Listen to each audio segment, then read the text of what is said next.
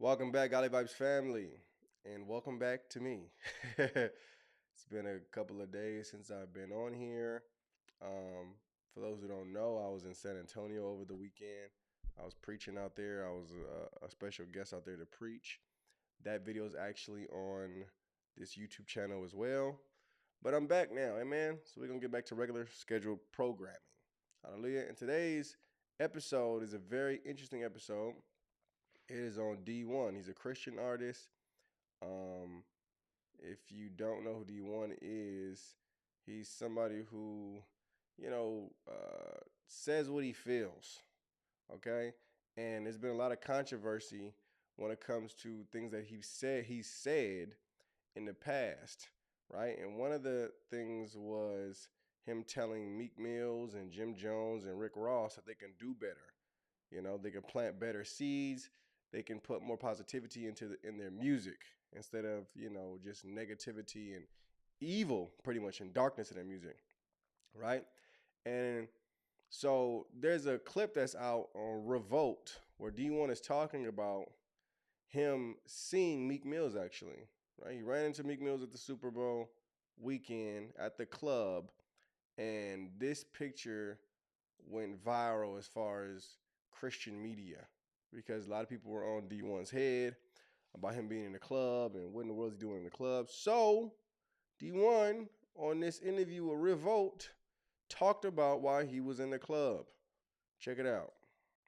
Meek Mill in the club Super Bowl in New.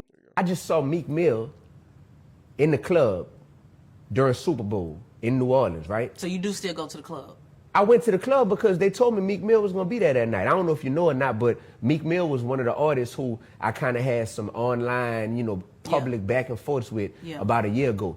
So now if he in my city and I got an opportunity to I gotta go to the club to go link with him face to face to have a man-to-man talk, I'm with that. So 2:52 in the morning, I'm in the club, you heard me? And I'm in the club, and shout out to my little brother Fredo Bang, because he knows Meek personally, so he facilitated it to make sure it was good. And I walked through. Meek had about 25 people with him. Walked through everybody. I had 2 people with me, you know what I mean? Walked through there, and we had a heart-to-heart. We had a man-to-man talk in the middle of the club. And I love Meek Mill for that. Man, that's some real that's like for real. Taken from going online to let's link up, let's have the conversation. Wow. I love Meek Mill for that. Like I got goosebumps saying that because we in the club and we talking about what it is that we see that's wrong with our community. But Meek Mill is in a different position than I'm in. Right. I've been this way my whole career. Meek Mill is grown now and he's seeing like, dang, they do got some stuff in our culture that's messed up. But Meek Mill is in it deeper than what I am. You feel me? Yeah. So I remember the back and forth because you were telling them 1 minute you saying prison reform and how we need to get shout out to Reform Alliance, the homies over there. You saying 1 minute you saying this, another minute you saying that. Yeah. I love Meek Mill for just sharing his heart with me. Yeah. And when 2 men could talk and be like, yo, this right here is something where I'm hearing your heart, you hearing my heart. We ain't even got to agree on everything, but we going to leave with a greater level of respect for each other than we had before that talk. And because of that, it's like I'm rooting for Meek. Like I've texted him since then, and it's something to where I am rooting for this brother because a better Meek Mill equals a better black community. So D1 is pretty much saying that he went to the club because that was the only opportunity he would have to talk to Meek Mills, or that was the opportunity that was presented at that time and he took it. Here's my take on it, right? I'm always and have always been, I haven't always been, but the more I grow in the Lord, I realize it's about your heart posture. It's about his heart posture and what was his true reasoning, right? If his true reasoning is what he said, and it was to talk to Meek Mill,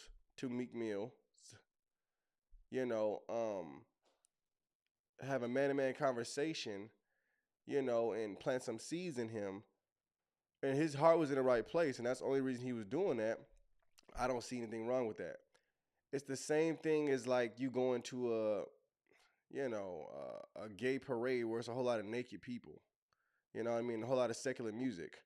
I wouldn't advise that either. But if your heart posture is in a correct place where you want to go plant seeds, then, you know, I wouldn't be mad at it. I'm not mad if your heart is in the right place, you know, but you can't trick God.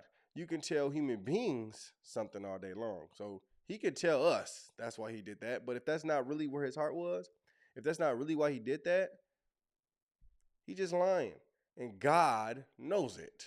You can't lie to God. That's why I try to tell people all the time. Like, you thinking you can lie to God is the most is one of the dumbest things you could possibly think. You can tell us things all day long.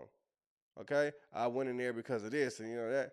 But you really in there looking around and really in there sneaking drinks. Like, you can tell your platform anything you want to.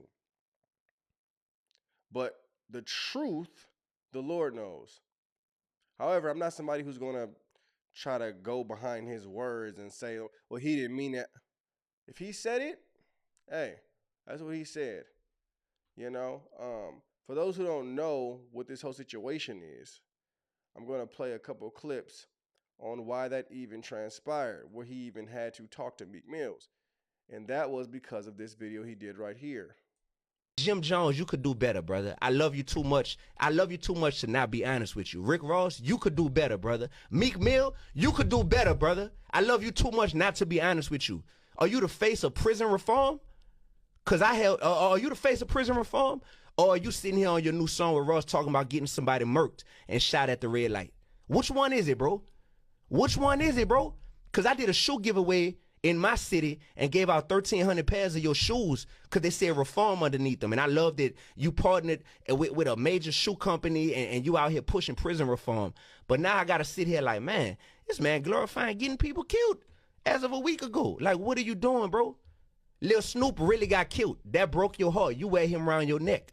Why are you glorifying the same thing when my best friend got killed? When Carl got killed, New Orleans know who I'm talking about. When Carl got killed, and I had to go to his funeral and read the eulogy and be part of the funeral. And I got back in my car, Sway, after the funeral, and I turned on my music, and I realized I'm listening to music that's glorifying the same stuff that just happened to my best friend.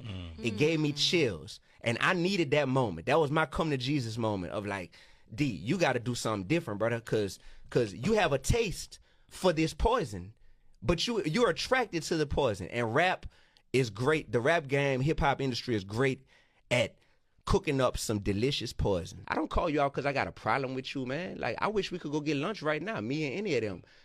I love you too much to not be honest with you. There you go. That's what it is, bro. Yep. And so if anybody feel bad about being called out, it's like, let's talk. Let's talk. Let's talk about it and let's just figure out what we can do better. But at the end of the day, guess what's not changing? The word of God ain't changing. Okay. There's death and life in the power of the tongue, Proverbs 18 and 21. That's not changing. And trying with this foolish argument that it's just entertainment. This ain't real. How many more people got to die in the hood, man? How many people at the end of the day lives got to get ruined and poisoned, and how many rappers got to get killed for us to be like, come on, man, when it's hip hop, it's a whole culture, and it's implied that this is autobiographical and this is nonfiction tales that people are telling. How much does that have to happen? So don't hit me with that. People just don't want interview. I completely agree with D1 on. Completely agree. A lot of these individuals can do a lot better than getting out of their situation and still rapping as if they're in that situation. You know, I know a lot of people say like, well, I'm just, you know, rapping my life. That's not your life anymore.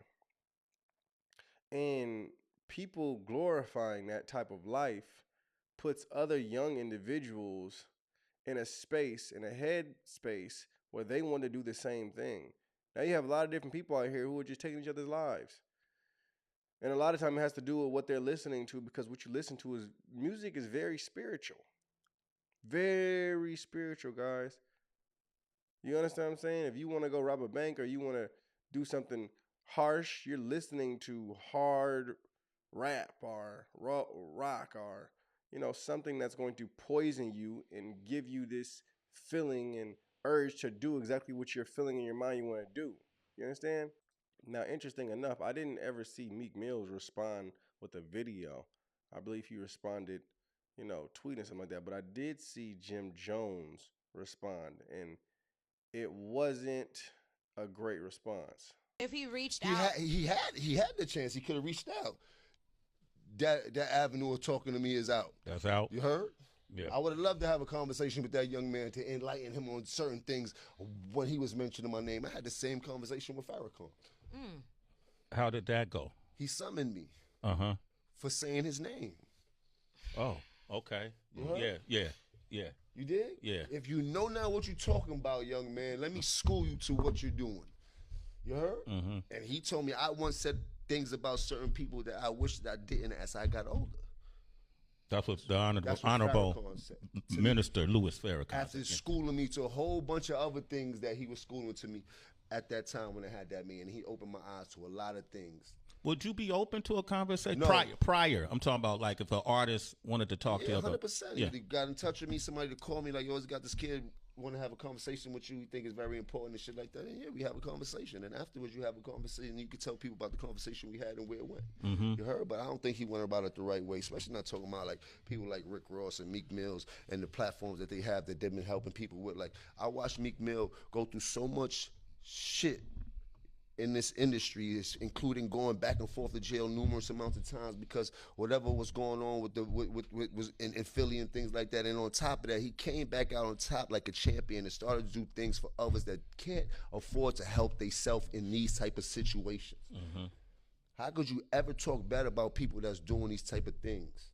If you want to have a conversation with them, have a conversation with them. You talking about Rick Ross. Rick Ross has helped so many people and put so many people on how to become a businessman, how to become a business owner. Like I watch him share that wealth. I watch him share that game. Like I admire the way he hustles. I see where he goes. That boy don't let no money slide. Like these are people you should look at and you could see by the example that we've been setting. Okay, yeah, our music is rough. Yeah, we grew up in rough places. So when we talking about these rough places, we talking about things that we went through so you don't have to go through it. You see what I mean? That's exactly what I just said. So he said their music is rough, and we talk about these rough things so they don't have to go through it. But the way they're putting it in their music is not as if it's a testimony. It's as if they're out there doing what they're rapping about. Take off his head. This and that until he dead. Like, that's not rapping your testimony. That's not saying that you got out of that and you're no longer about that. That's not saying that at all. It's hypocritical. A simple person could understand that. We're not glorifying what we're talking about. These are things that we really went through. And yeah, it is music. So in a bit of music, you do get you get what you get, you heard? But we're still in the entertainment business. And if you listen to any of my music is heavy on the spiritual side from the moment I made an album on my way to church. If you know anything about me. And I've been battling with my demons and my sins from the moment I've been born. So how dare you talk about another person that's really trying to help people out here and help themselves at the same time? And So Jim Jones saying he's been battling with his demons. You know, I pray for that man to come into light and to be delivered, you know, whatever he's dealing with. There's different things that I clearly don't agree with when it comes to what he was saying, you know, and that's that he wouldn't even want to have a conversation with D1. It's like he stepped into this place of unforgiveness. Even if he's upset, you can always have a conversation in a civilized dialogue with somebody who you are not agreeing with or who you feel like said something about you that was not fair or that you didn't like. Now, when you come into a space where you can't even talk to that man, that's a stage of immaturity. It's time to mature. It's time to be a grown man. You know, we have to get out of this place where you have to harm somebody because of something they said, because of words. Bruh, we have to get out of that space. Meek Mill, you could do better. Jim Jones, you could do better. Rick Ross, you could do better. I gotta see you do better. Wait. Little man, whoever you is, until you feed the kids where you from for 20 years straight. Don't question Rose. Wait. Until you buy 10,000 bikes, 10,000 trikes. Give all the young girls who pregnant Pampers for Christmas for 20 years straight. Don't question boss. You heard me, little man? Get that basket off your head so you could think clear, little man. You going viral for speaking on niggas' names, not because of your talent, not because of your gift. Go viral, player, off of your wisdom that you sharing. You speaking on yeah, Meek Mill. You just, boy, you know how many niggas died this summer? They released self-destruction. It's niggas dying right now. It's gonna be niggas don't make it to see in the morning. Get that basket off your head, boy, and come together with real niggas around the world. So when your grandma need a kidney, nigga, since you want to go viral, I'm going to show you how to go viral, little man. But go viral feeding them kids in your hood. Go viral giving them bikes away. Go viral Christmas time. Now, don't be saying Jim Jones just gave away goddamn 6 figures worth of clothes in his hood. And you a nigga who talking. Looking vegan, knowing you eat more goddamn Piggly Wiggly bacon than any. Didn't he just say? Didn't D1 just say he gave away like 1,400 pairs of shoes?